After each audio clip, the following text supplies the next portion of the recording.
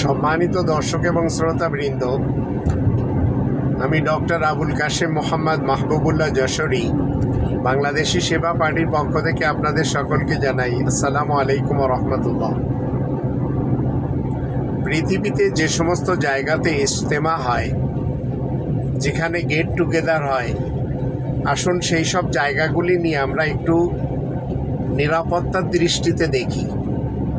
আর আল্লাহ তাআলার পক্ষ থেকে আল্লাহ তাআলার কমান্ডে বানানো মসজিদুল হারামের নিরাপত্তা নিয়েও আমরা একটু আল কোরআন কি বলছে সেটিও জানি। ৩ নম্বর সূরা আলে ইমরানের ৯৬ নম্বর আয়াতে আল্লাহ বলছেন, ইন্না আউওয়ালা বাইতিন উদিয়া লিন্নাস লাল্লাযী বিবাক্কাতা মুবারাকান ওয়া হুদাল লিল আলামিন। আর ৯৭ আয়াতে বলা হচ্ছে, ফিহি আয়াতুম বাইয়িনাতুম মাকামু ইব্রাহিম ওয়া মান দাখালাহু কানা আমিনা ওয়ালিল্লাহি আলান নাসি হিজ্জুল বাইতি মান ইসতাতাআ ইলাইহি সাবিলা ওয়া মান কাফারা ফাইন্নাল্লাহা গনিয়্যুন আনিল আলামিন। নিশ্চয় মানব সমাজের জন্য প্রথম যে ঘরখানা তৈরি করা হয় তা ক্রন্দনরত এলাকার সাথে রয়েছে, যে ঘরটি মুবারক এবং জাহানবাসীদেরকে গাইড করে, হিদায়াত করে। এর ভিতরে স্পষ্ট নিদর্শন রয়েছে। ফিহি আয়াতুম বাইয়িনাত, এই ঘরটির চারিপাশে আমরা দেখি 4টে দেয়াল রয়েছে। ফিহি আয়াতিম বাইয়িনাত। তো এখন এই ঘরটির ভিতরে প্রকাশ্য আয়াতসমূহ রয়েছে। ফিহি আয়াতুম বাইয়িনাতুম মাকামু ইব্রাহিম, আবার মাকামে ইব্রাহিম রয়েছে, ইব্রাহিমের দাঁড়ানোর স্থান। যে তার ভিতরে প্রবেশ করবে সে নিরাপদে এসে যাবে। আর মানব সমাজের উপরে আল্লাহ তাআলার দাবি, এখানে আসার যার সামর্থ্য রয়েছে সেই জন্য এই ঘরের হজ করে, আর যদি কেউ না করে আল্লাহ জাহানের পরোয়া করেন না।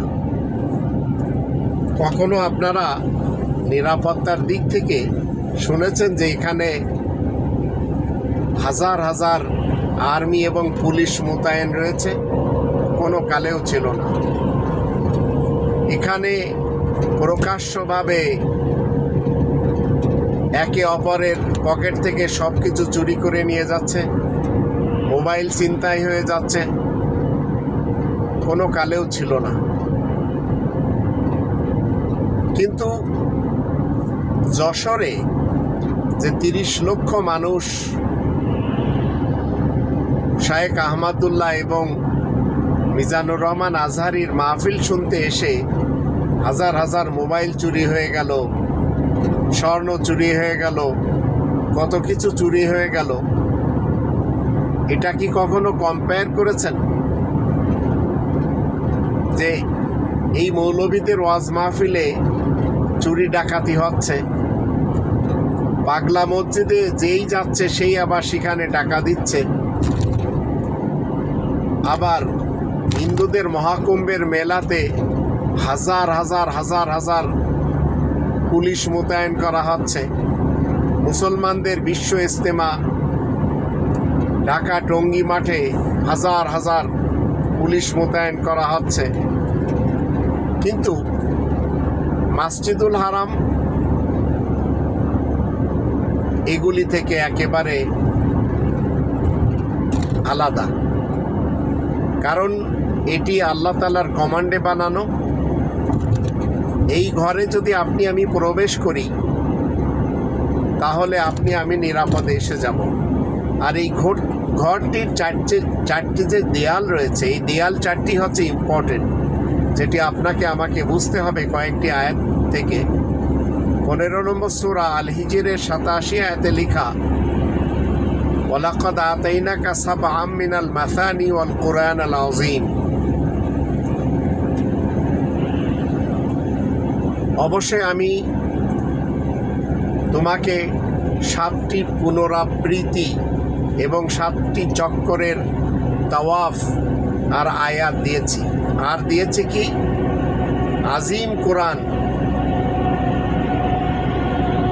আবার যখন আমরা 7 নম্বর সূরা আল আরাফের 145 আয়াত পড়ি, তখন সেখানে বলা হচ্ছে ওয়াকাতাবনা লাহু ফিল আলওয়াহ, 4টি স্লেট যে কাবার চারিদিকে আমরা দেখি, আলওয়াহ, লাউহুন এক বচন, আলওয়াহ বহু বচন, আর এর অর্থ হচ্ছে স্লেট। তো বহু বচন আমরা সবাই জানি 3-এর অধিক হয়।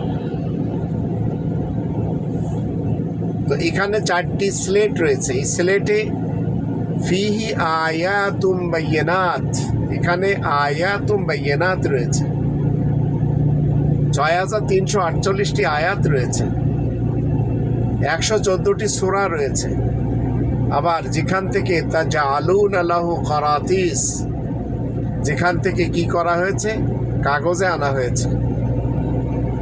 আর কাগজের কোরআনে আমরা দেখি সুহুফি ইব্রাহিম ও মুসা, ইব্রাহিমের এবং মুসার পৃষ্ঠা সমূহে আমরা গোটা কোরআন এখন নিয়ে ঘুরে বেড়াতে পারি। আবার এটি ফ্লপিতেও রয়েছে, এটি বিভিন্ন অ্যাপসে রয়েছে। আর আপনারা সবচেয়ে স্ট্যান্ডার্ড একটা অনুবাদ যদি বাংলা ভাষায় দেখতে চান, তাহলে একটা ওয়েবসাইটে যেতে হবে। সেটির নাম হলো QURANRT.org,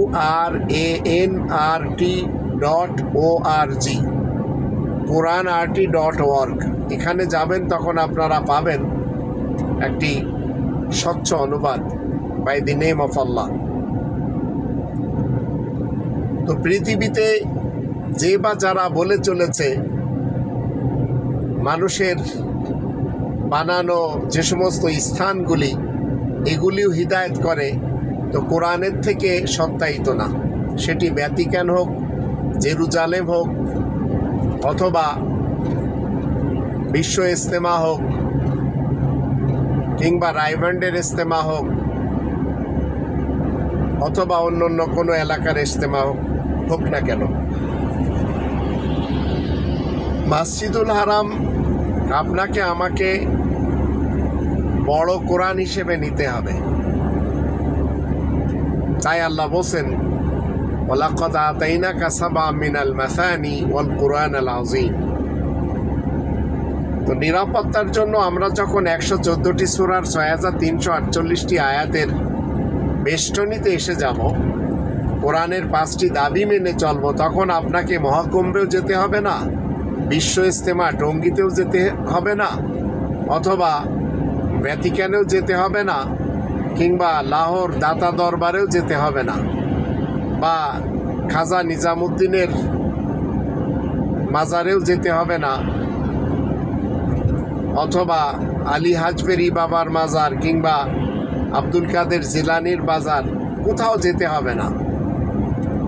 কোরআনের 5টি দাবি আপনাকে আপনার জীবনে, আমার জীবনে ফুলফিল করতে হবে। 1 নম্বর দাবি হলো এই কোরআন আকারে যে সংবিধান, এটি 100% মানতে হবে। 2 নম্বর দাবি এই সংবিধানের নিজস্ব যে ভাষা, সেই ভাষায় পড়া শিখতে হবে।